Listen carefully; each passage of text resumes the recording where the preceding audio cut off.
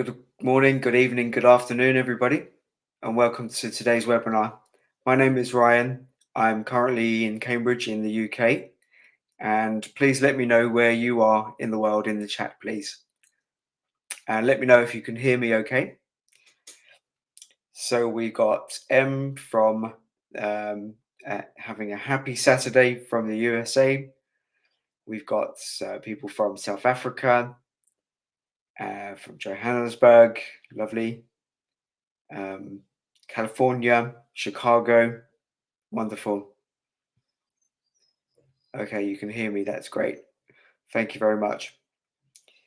Okay, so today we're going to be talking about authentic materials. So I'd like you to put into the chat a definition of authentic materials. And while you're doing that, I'll tell you something about myself. So I've been in the English language teaching industry for almost 20 years as a teacher, teacher trainer, manager, director. So I'm hopeful that I'm going to pass on some of my better habits to you today. So today we'll talk about authentic materials. At the end, we'll have a chance to have a Q&A session. So if you can hold your questions until near the end of the webinar, that would be great. Okay, so any ideas what on authentic materials are?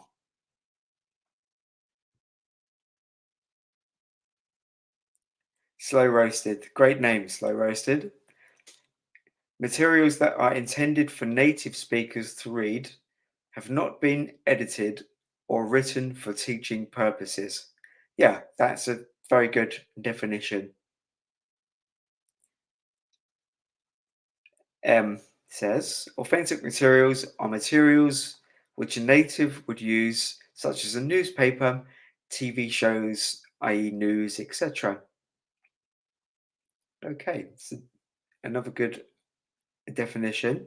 Judy says it's original material. Those created for real life, for some real world, excuse me, purpose other than language learning. Okay, yep. So far, so very good. Yep. Okay, so you're all correct. There's all of those different things. Yeah, authentic materials are essentially materials, texts, different kind of media that hasn't been designed for the English language classroom. They're designed for native speakers, for mother tongue users, native level, native level speakers of English. Okay, so let's have a look at a few ideas about authentic materials. So materials that the mother tongue speakers would use in their everyday real world context. So yeah, you mentioned newspapers, TV shows, podcasts, YouTube clips, text messages, menus in a restaurant, for example, road signs, traffic signs, posters on the underground, anything that's got text in it or an image, for example, an episode of Friends or a book. Just about anything can be used, considered authentic materials. So, as I mentioned, an example there, restaurant menus. This is a great example. What better way to practice food and menu restaurant vocabulary than to get an actual real life menu from a restaurant? Songs as well. Yes, of course. Yeah, we can look at song lyrics. That's a really great source of authentic material. And as we mentioned, newspaper articles. Does anyone buy newspapers anymore? But of course, they're readily available on the internet. You know, we've got all of these great materials at our fingertips to use as teachers. Online blogs as well. Yeah. Um, Wonderful, yeah. Adverts. TV adverts are a great source of short clips that you can use in your class to introduce a subject. All right. So that's really great. So let's go on to talk about the differences between authentic and EFL teaching materials. So we can say that authentic materials are those that are not created for teaching language, but we can use them to enable students to immerse themselves in the language. So we're exposing our students to the real world, and we're not necessarily depending on material that's been designed for learners to use at any particular level. Okay, so this is everything in the real world, and it hasn't been made with a learner of English in mind.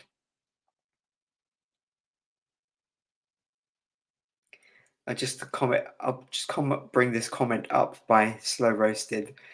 Um, so do like to grab a couple of free English newspapers if flying overseas. I keep them safe for teaching purposes. Yeah, that's a great idea.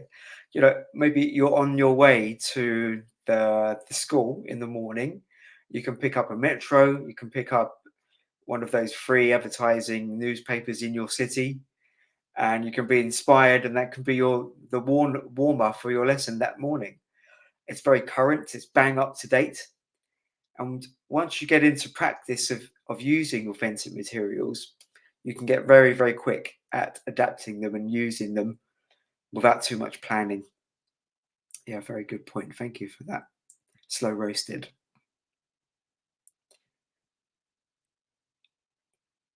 So the difference between authentic and non-authentic materials.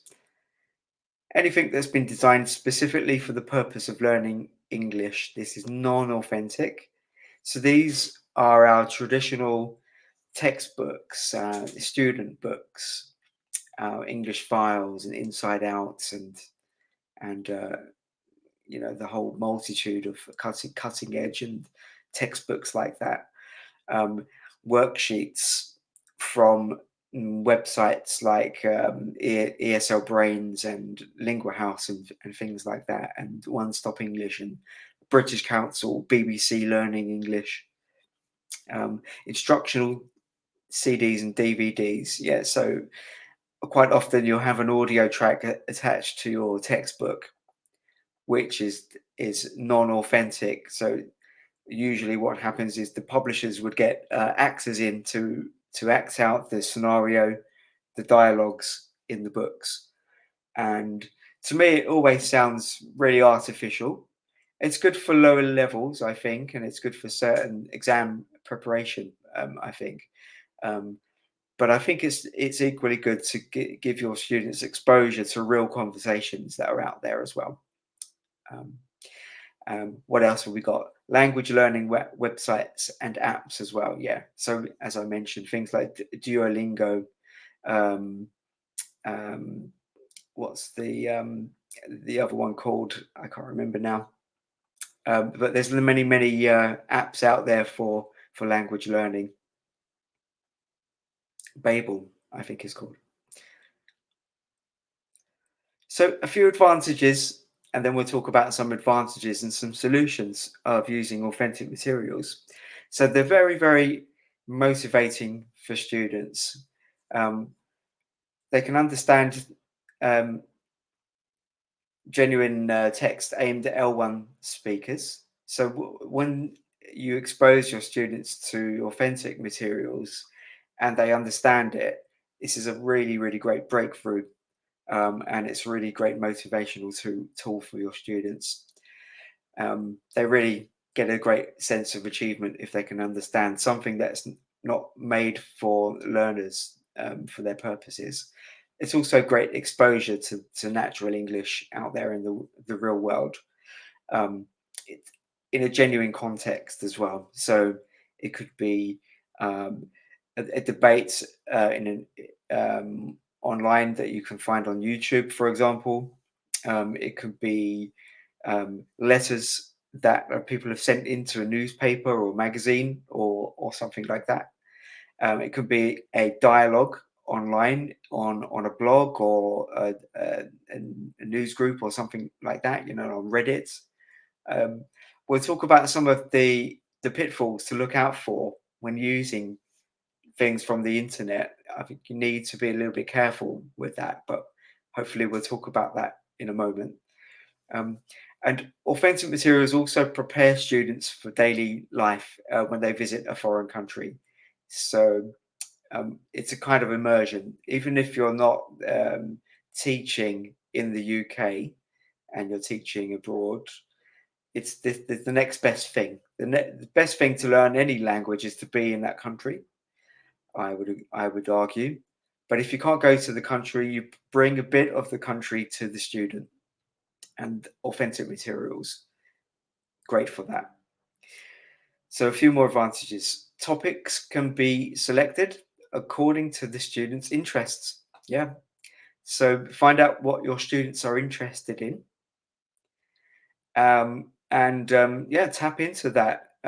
Students are a great source of material themselves, and they're a great source of ideas.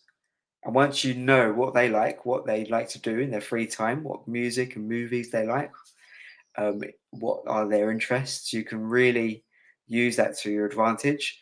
And they're reading and they're watching movies in their native language. Why not encourage them to do those great things in English and get that extra practice as well? Also, if we're talking about autonomous learning and being a good learner, learning how to learn and learning how to be a better English student, then this is great to get your students using English outside the classroom. It's also a great challenge as well. So we'll talk a bit later about how you can adapt different materials for different levels as well. And it's good to challenge your students. Think about what level they're on and kind of plus one. We want to introduce them and expose them to slightly, get them out of their comfort zone so they can make good progress in their learning.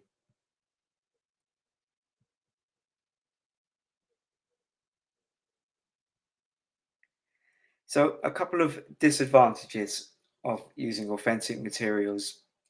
So one disadvantage, unlike graded text, some of the language may be unfamiliar to the students. Yeah. So when you have controlled language texts that are made for the classroom, it's very carefully thought out, and the vocabulary is really suited to the level that you're teaching without too many um, off topic vocabulary items, for example. Um, but when you use authentic materials, there's going to be lots of language in there. There's not necessarily the focus of your lesson or the topic that you're teaching. So they might be unfamiliar with that. I mean, I think the trick is to simplify the material if you want to do that, and you can kind of adapt it to the level that you're teaching. And we can call this semi-authentic material because it's kind of not as pure as it was when you just grabbed it from the internet. For example, you've manipulated it slightly. You've taken out some of the lower frequency vocabulary items, perhaps, and you've streamlined it. You've maybe accentuated some of the grammar points that you want to make in your lesson, for example. Um, but if you think about it, authentic materials in this way, the same text can be used at multiple different levels. You only have to adapt the text. So we say, we adapt the task rather than the text. So we can pull out, for example, a newspaper article or a snippet from a podcast, and we can make that more or less challenging depending on the level that we're teaching. So here's another solution. Use a language profiler to select different vocabulary items per teaching. So yeah, there are lots of these language profilers on the internet, where you can select, you can feed in the text and you can select the vocabulary for a certain level. I have to mention AI at this stage, Chat GTP, because this will give you almost an instant lesson which you can adapt and use. If you put in a text, you can say, take 8 vocabulary items at a B1 level for this text. You can create matching games, you can create gap fills. I'm going slightly off topic here. Look out for a future webinar on AI. Don't miss that one. That will be a good one. But back to the subject, authentic materials. Another disadvantage. So there's going to be lots of kind of jargon in there, colloquial language, slang words, cliches that are often used, idiomatic language.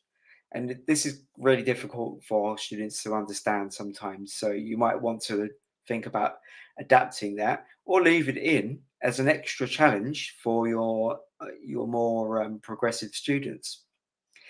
You can also present this in context.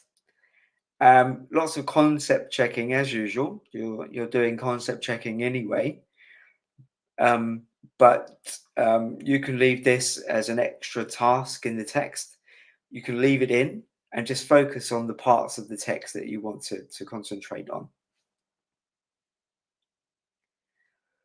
Also, listening text, podcasts, and so on. The pace of the speaker may be very fast. Yeah. So language learners do have problems when mm, the pace of the talking is very fast, and it's difficult to understand the accent sometimes as well. But the beauty is actually, if you're using something from Netflix or YouTube, you can slow it down. You can slow it down to 0.75 of the speed, for example. Sounds a bit strange, but maybe you could do a second listening at slightly slower pace. That might help your students. Of course, they can listen to this themselves and they can speed it up and slow it down as much as they want. We can also play it several times as well. Um, if you have been on the TEFL course, you would know the kind of procedure for for listening tasks. For example, play once for gist and play second time for more detailed questions. For example, play again if you want your students to have one more listen, and we can do that. I always ask the students, would you like to hear that again? And there's no problem with that. And as I said, if you want to set this as homework, they can listen um, in their own time. Okay, again, a speaker may not be able to articulate words separately. Words run into each other. Yeah, so this is connected speech. Naturally, L1 speakers, it's very fluent. One word goes into the other word. Connected speech. Do you want a coffee? What do you want to do? What do you mean? Do you know what I mean? As a native Londoner, that's quite common. Um, and it may sound like one continuous stream of language to an English learner. So the solution might be the teacher needs to familiarize the students with this kind of pronunciation.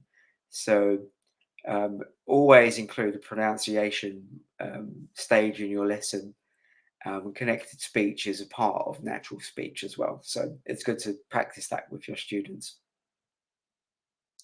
Also, accents, as I mentioned, various speakers from the Anglosphere can be difficult for your students to understand.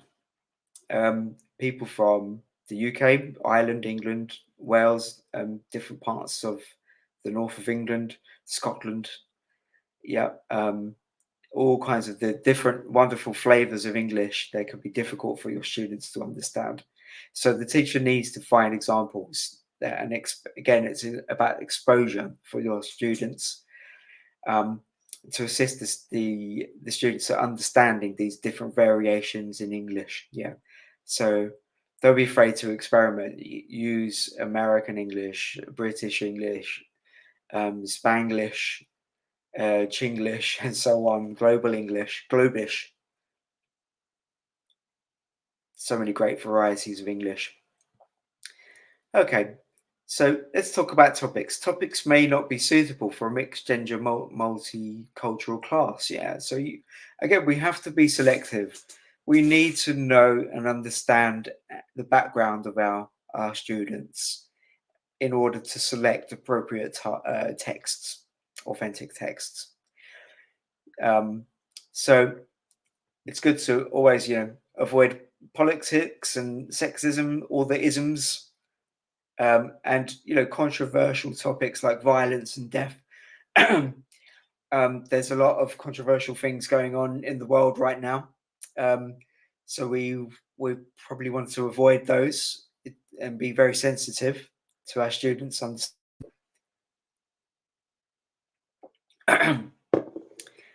text with profanity. Yeah, so I might be playing devil's advocate, but I always say there's no such thing as a bad word or bad language, only the wrong context.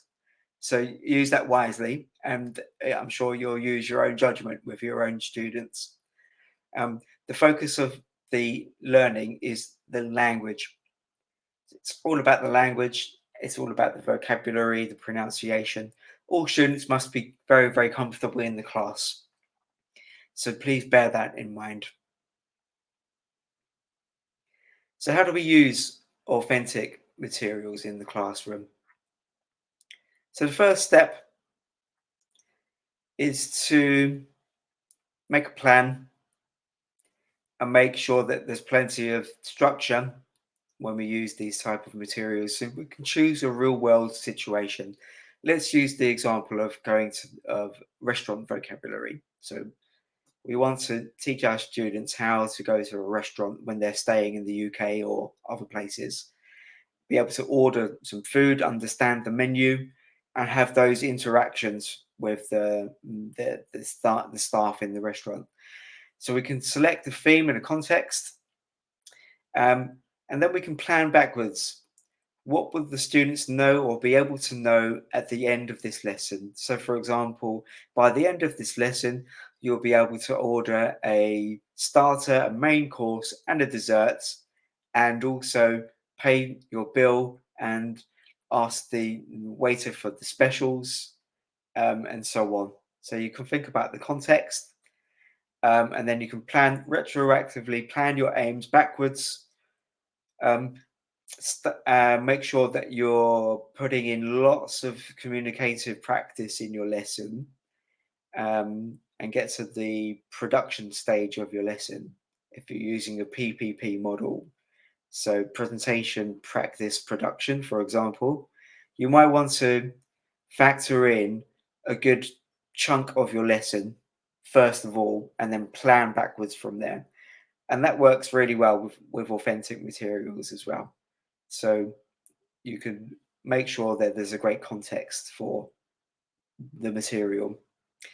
Also, how will this resource fit into the lesson? What stage are you going to introduce your authentic materials? Is it going to be quite early in the lesson? Are you going to pre-teach the vocabulary? What are the vocabulary items they will need? So things like menu, starter, desserts, a la carte, order, waiter, waitress, and that kind of thing. Specials, allergies, whatever it might be in the context of going to a restaurant.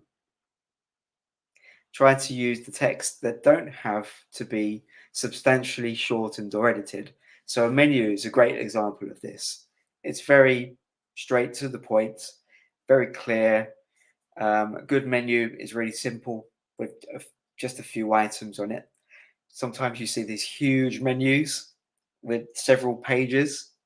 Uh, the best menus, I think, are the ones on the single page, very teacher friendly. So I always try to use those types, and check for copyright issues as well. So this is things like like books, things that you may be photocopying as well. So check for these issues. Um, Try to credit the creator of a text or material that you're using. If it's a song or a poem, for example, we haven't mentioned poems. Poems are a great source of authentic material. But yeah, always make sure that you try to think about the copyright and any kind of mm, credits that you should give.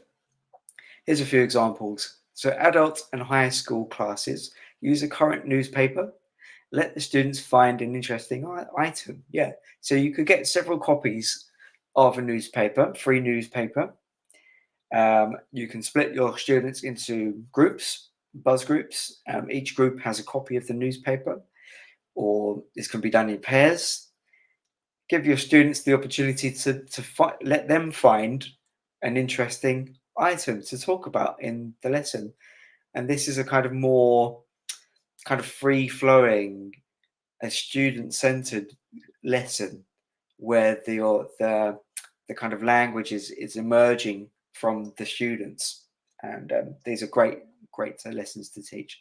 Students may be aware of the news story already in their own language, and then this is a great way to generate the interest.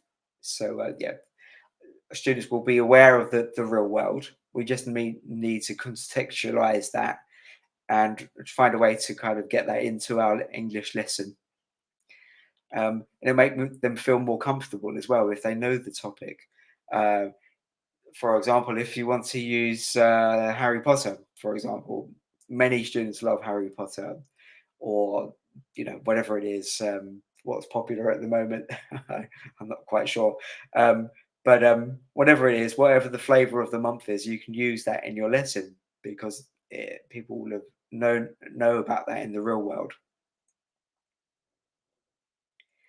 So again, role plays combine authentic text with realia. So you bring objects in, restaurants again, bring in the menus, samples of food, for example, cutlery. You can maybe set up a restaurant in your classroom, play some music, get some props, nice tablecloth, and then your students can really go for it and they can really practice. And this is a lot of fun. Songs and video clips. Yeah, played the song a few times. Select the vocabulary and themes from the song. You can play it with or without a video. I sometimes find that if you play the video, it could be quite distracting when the students are trying to listen to the vocabulary. So you can play it once without the video, and then you can play the video. Video is a great jumping point for discussion as well. Good observation task as well, good for discussion. So here's a few hints and tips. In the small group, students can help each other with understanding. Yeah. So again, peer correction, students working together to solve problems.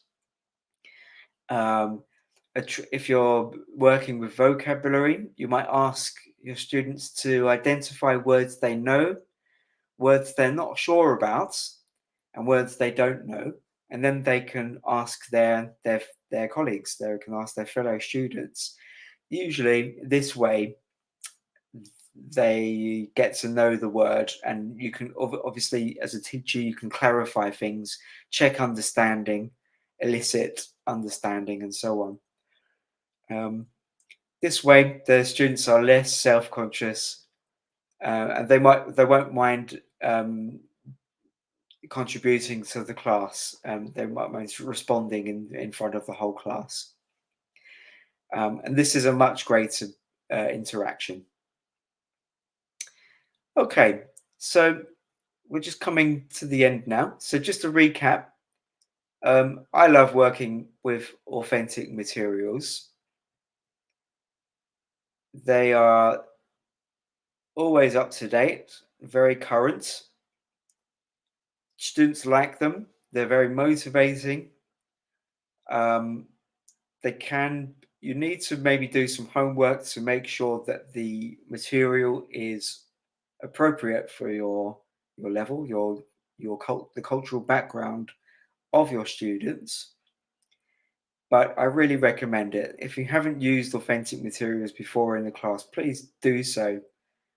You won't regret it, and have a lot of fun doing it as well.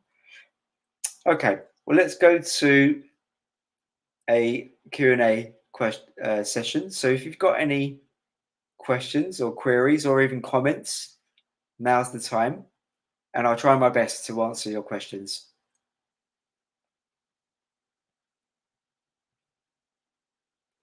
Let's see.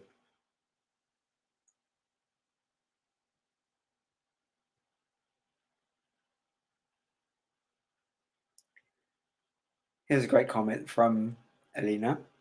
From my experience, watching movies with subtitles helps learning language better. It helps to develop spelling. Ah, yeah, good points. Yeah.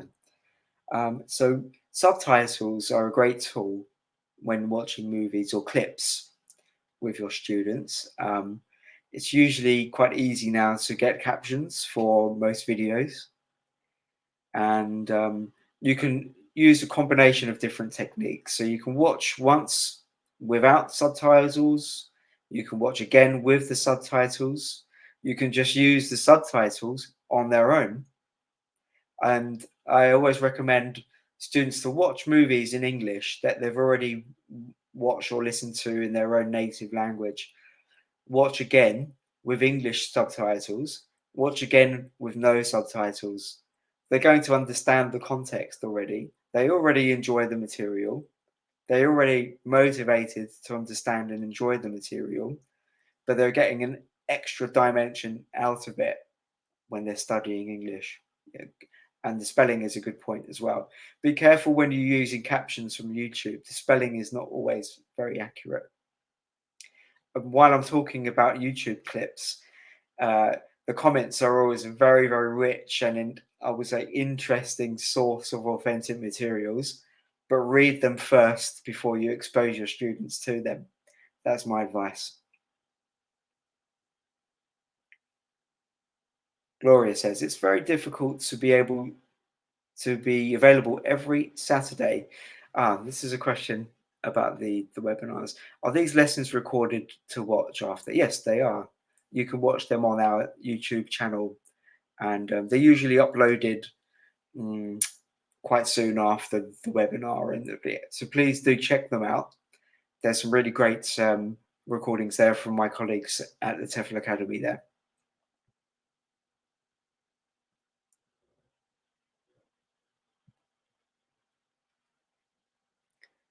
Here's a question from M. How much could or should you adjust the authentic material to help your students along? Or should you leave it always as it is? Oh, that's a very good question. I think it's difficult to say without knowing your students. It's perfectly feasible to not alter the text at all, and you can use different segments of that text. For example, if you pull an article from an online newspaper, you can just pull a couple of paragraphs of that. Um, um, and even if it's with a lower level class, you can pull out some vocabulary or grammar items, like articles or prepositions, for example. Then you're not focusing on the comprehension necessarily. You're just focusing on some discrete language points. But of course, if you've got a bit of time as well and a bit of planning, you can adapt that to different levels. You can use tools to make some of the language more accessible uh, for your students, depending on the context and the language level. That's a very good point. Thank you for that. Okay. Are there any more questions? How many of you have used authentic materials before? Can you tell me how that went? How did your lessons go? Did you adapt any of the materials? What's the most unusual piece of authentic material you guys have used before? Is there anything that I haven't thought of or mentioned?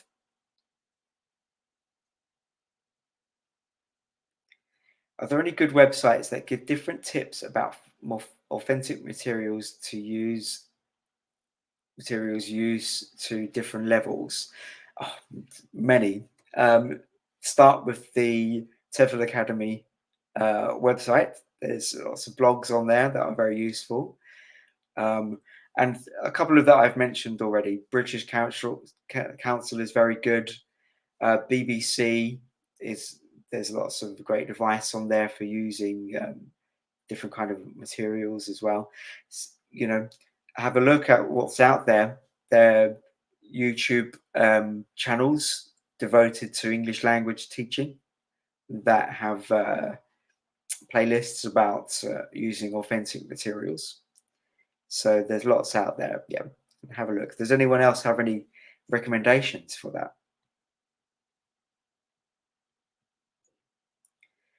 So authentic materials, TV shows, um, DVDs. What is interesting for you? What do you enjoy doing as a teacher, as a person? What do you like to watch in your free time? If it's interesting for you, you're going to have a bit more enthusiasm to teach that in the classroom as well. And if you think your students will enjoy that as well, yeah, why not? You know, if there's a song that's on your mind at the moment, why not use that? If you kind of get into the habit of using songs to introduce new language, you start to be able to spot that your language focus in songs, present perfect, for example, or certain vocabulary, um, and you can really use a great song to kick off a lesson. It's a lot of fun. So Slow Race said, I used to use YouTube clips and base some lesson off recipe videos. Oh, that's great. Great idea. The older housewife students loved it, but also students with an interest in foreign food. Okay, yeah. So this is great. If you've got a unit in your book, a new topic of food, um, yeah, a recipe YouTube blog is really good. There are so many great ones out there, and there's ones out there that very good speakers, very nice pace of delivery, subtitles. You can pause and look at the ingredients. You can look at the more information for the clip, and you can supplement that and use that in your classroom as well. Yeah, recipes are great because they've got lots of details in there, quantities, quantifiers, for example, some, a little, lots of the ingredients, for example, numbers, instructions. You can get your students to tell everybody else their favorite recipes and share that as well. And if you're feeling brave, you can even do some kind of cooking in the classroom, like no bake cookies or something like that. You can do that in the classroom. You could bring in realia, so fruit and vegetables and that kind of thing, and then you've got a healthy snack after your lesson. Really good idea. Any more questions? So I think while we're waiting for more questions, let's just have a recap of what we've been talking about today.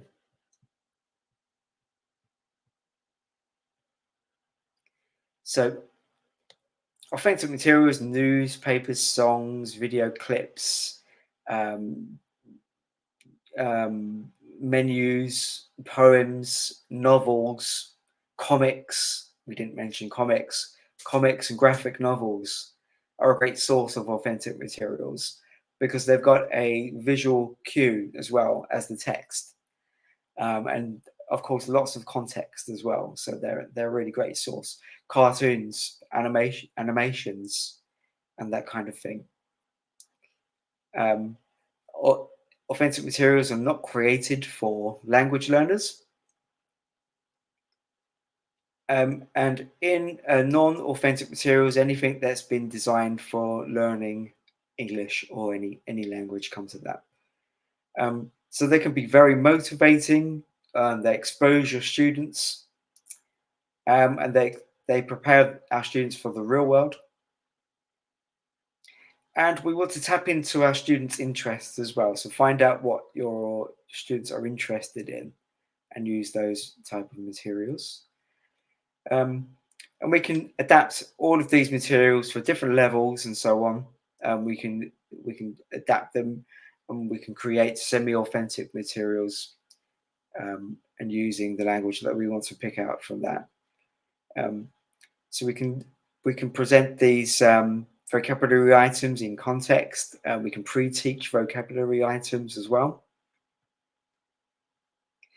And when it comes to listening, we can play several times. We can slow down the pace of the recording. Students can use their own time to go and listen again to these materials. Some great podcasts out there. Um, and we also need to be aware about connected speech and these pronunciation patterns as well. It's very important. Um, we need to expose our students to different accents as well, and authentic materials are great for those. We need to be careful about the cultural context that we're teaching, avoid political, sexist, racist kind of anything with the potential to upset our students. They need to be very, very comfortable in the classroom. So think of your context. Let's think about a different context as well. Arriving at the airport. So we can look at boarding passes. We can look at in-flight magazines. We can look at arrival and departure information, airport rules, and so on. Do you get the idea? Better still, we can take students out somewhere if we are able to do that in our school. Take them out to galleries and places like that. Read about the arts, read about the history in the place where you are teaching. Um, think about pre-teaching the vocabulary. How many items of vocabulary do you need? And we can create really good discussions and buzz groups with authentic material. Um, we can use the students' own interests and our own interests as well. Role plays. We can set up scenarios in our classroom, and we can play songs and videos to supplement our material. Students can help each other learn as well and correct each other. Okay, so thank you very much. There's a few more questions here now.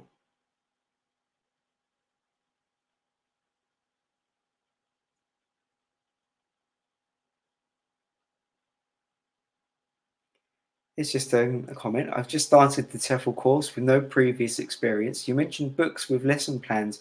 Where would I find these books? So lots of student books have a teacher book that goes with that as well. This is non-authentic material, as we were talking about earlier. And depending on where you're teaching, the school might provide these, or they can be bought online. Look at eBay and Amazon and places like this, and you can find examples of that. Yeah, when you're starting off, maybe it's good to use the teacher's guide. But then once you've done that, you can be more comfortable, and then you can use the same principles to use authentic materials.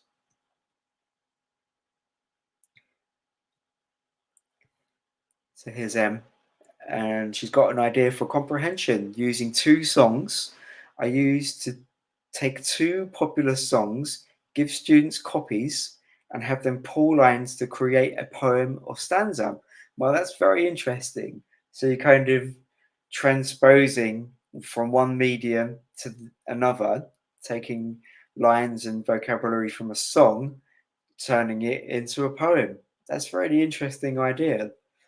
Yeah, that sounds like a lot of fun. Or you could take just a single line from a movie, or a single scene, and you can get students to make a poem about that, write an essay about that. So there's lots of different things you can do. Really great idea.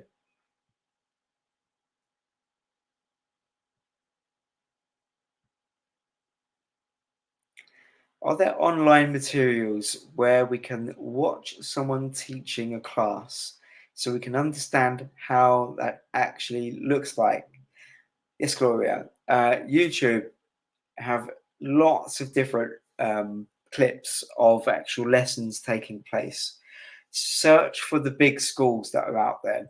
So for British Council, Bell, International House, TEFL Academy, you've got lots of great videos up there as well, where you can actually watch teachers in the real world, out in the wild, teaching their classes.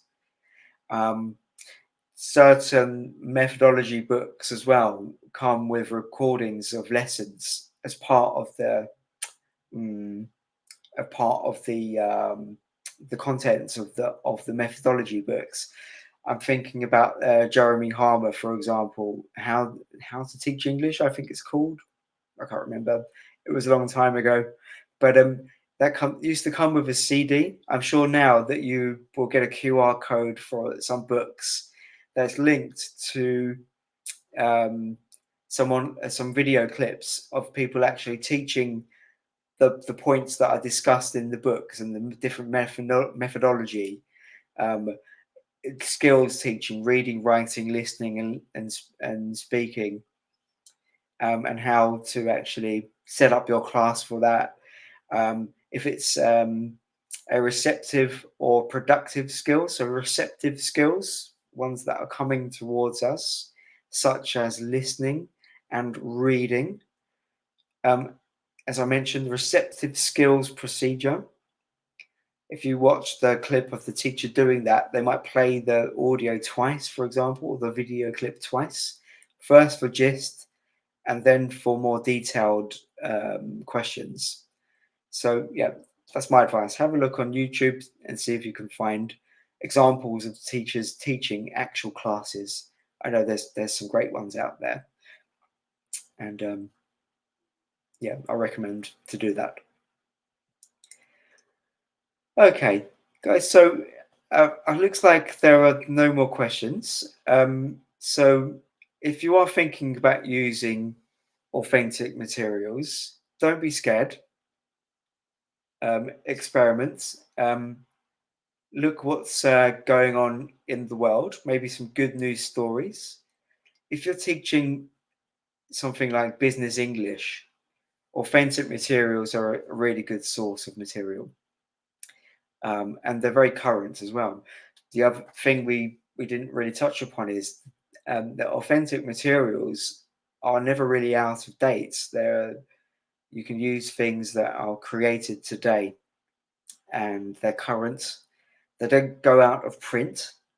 You know, if you're using materials designed for the classroom, they go out of context very quickly, especially when you're talking about or discussing technology. You know, you know how fast technology is moving with AI now and different media. Um, you know, you might be coming across a student book. They're still talking about the massive monitors or computers and things like that, or God forbid, faxes and stuff like that. MP3 players. You know, your students are not going to relate to that at all. But you can go and find a great article, great podcast about the latest gadget, and your students are going to really appreciate that. Um, and don't be scared about using them because they don't necessarily take a lot of preparation. Things like a menu or like a book or the blurb from the back of a book even is a great way to introduce some authentic material. So it's out there. Take a walk later today. Take a look around. You are seconds away from a great piece of authentic material. So I think that's all I have for you today. If there are no more questions, I'm going to wrap things up. It's a lovely, beautiful day here in Cambridge, I hope it's the same where you are. And it's been my pleasure talking with you today. I hope you've enjoyed that, and I hope that you've got something useful out of that. Look out for the recording on YouTube. If you're watching on YouTube, hello, future. And I wish you a good day. Thanks very much.